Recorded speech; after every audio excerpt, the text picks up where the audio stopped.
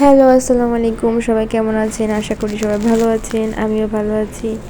Recent অনেক দিন ধরে প্ল্যান ছিল যে আমরা কাচ্চিবাড়ি কাচ্চি খেতে যাব। অতঃপর আমরা কাচ্চি খেতে গেলাম, আমি আমার ফ্রেন্ড।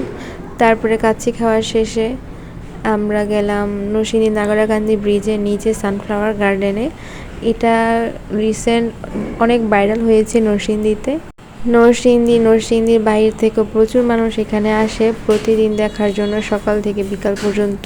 এত ভিড় ছিল যে প্রতিদিন ছবি তোলাও যায় না, প্রতিদিনই ভিড় থাকে। দেখতেই পাচ্ছেন কত মানুষ। ওখানে সানফ্লাওয়ার গার্ডেনে ছিল সরিষা ফুল ছিল। সানফ্লাওয়ার গার্ডেনে তো সানফ্লাওয়ার থাকবেই। আর ওই ফুলটার নাম আমার মনে আসতেছে না, ওই ফুলটা দেখার জন্যই সব থেকে বেশি ভিড়। এই যে হচ্ছে সানফ্লাওয়ারগুলো ময়লা হয়ে গেছে, গাছের মধ্যে ময়লা পড়ে আছে।